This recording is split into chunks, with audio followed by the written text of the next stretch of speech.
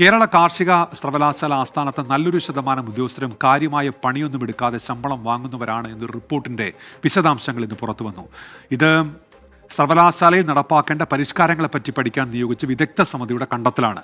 മണ്ണുത്തിയിലെ സർവകലാശാല ആസ്ഥാനത്തെ 72 ഉദ്യോഗസ്ഥർ ദിവസം ഒരു ഫയലിൽ താഴെ മാത്രമാണ് കൈകാര്യം ചെയ്യുന്നത് എന്നാണ് ഈ സമിതിയുടെ റിപ്പോർട്ടിൽ പറയുന്നത്. സംസ്ഥാനത്തെ പ്രധാന സർവകലാശാലകളിലൊന്നാണ് കേരള കാർഷിക സർവകലാശാല.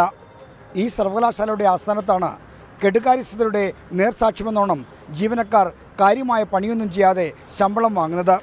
തമിഴ്നാട്ടിലെ ആസൂത്രണ ബോർഡിൻ്റെ വൈസ് ചെയർമാനായിരുന്ന ഡോക്ടർ ഇ ബാലഗുരുസ്വാമിയുടെ അധ്യക്ഷനായ 6-അംഗ സമിതിയുടെ റിപ്പോർട്ടിലാണ് ഈ കണ്ടെത്തലുകൾ ഉള്ളത്. കേട്ടാൽ ആരും ഞെട്ടിപ്പോകുന്ന കണ്ടെത്തലുകളാണ് കാർഷിക സർവകലാശാലയിൽ വരുത്തേണ്ട പരിഷ്കാരങ്ങളെക്കുറിച്ച് പഠിച്ച വിദഗ്ധ സമിതിയുടെ റിപ്പോർട്ടിലുള്ളത്. സർവകലാശാല ആസ്ഥാനത്ത് ഇപ്പോഴുള്ള ഉദ്യോഗസ്ഥരിൽ 77 പേർ ഒരു ദിവസം ഒരു ഫയൽ താഴെ മാത്രമാണ് കൈകാര്യം ചെയ്യുന്നത്.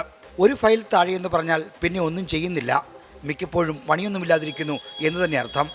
തീർന്നില്ല, ബാക്കി വരുന്നവരിൽ 42 ഉദ്യോഗസ്ഥർ ഒരു ദിവസം കൈകാര്യം ചെയ്യുന്നത് കഷ്ടി 1-2 ഫയൽ മാത്രം. പിന്നെയുള്ള 57 ഉദ്യോഗസ്ഥരുടെ സ്ഥിതിയും വലിയ മെച്ചമൊന്നുമല്ല. ദിവസവും 2-3 ഫയൽ കൈകാര്യം ചെയ്യാൻ കിട്ടും. അതായത് സർവകലാശാല ആസ്ഥാനത്ത് ജോലി ചെയ്യുന്ന 176 ജീവനക്കാർ വലിയ പണിയൊന്നും എടുക്കാതെ ശമ്പളം വാങ്ങുന്നു.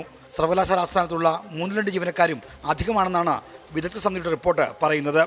എല്ലാം ഡിജിറ്റലായ ഈ കാലത്ത് ടൈപ്പിസ്റ്റ് തസ്തികയും സർവകലാശാലയിലുണ്ടെന്ന് റിപ്പോർട്ട് ചൂണ്ടിക്കാട്ടുന്നുണ്ട്. ജീവനക്കാരുടെ സ്ഥാനക്കയറ്റം ഇനി മുതൽ ജോലി മികവ് വിലയിരുത്തിയേ നൽകാവൂവെന്നും റിപ്പോർട്ടിൽ ശുപാർശയുണ്ട്. കാർഷിക സർവകലാശാല ആസ്ഥാനത്തെ ജീവനക്കാർ വെറുതെ ഇരുന്ന് ശമ്പളം പറ്റുന്നതിൽ അവരെ മാത്രം കുറ്റം പറഞ്ഞിട്ട് കാര്യമില്ല. സർക്കാരിനും അതിൽ വീഴ്ചയുണ്ട്. കാർഷിക സർവകലാശാലയിൽ നിന്ന് വെറ്ററിനറി സർവകലാശാലയും ഫിഷറീസ് സർവകലാശാലയും ഉണ്ടായപ്പോൾ ആവശ്യം കണക്കാക്കിയല്ല ഉദ്യോഗസ്ഥരെ പുനർവിന്യസിച്ചത്. ഇപ്പോഴുള്ള ജീവനക്കാരെ യഥാവിധി പുനർവിന്യസിച്ചാൽ വെറുതെ ശമ്പളം നൽകുന്നത് ഒഴിവാക്കാൻ കഴിയും. ആർ ശ്രീജിത്ത്, 24, തിരുവനന്തപുരം. പൊതുജനം കഴുതയല്ല സാർ.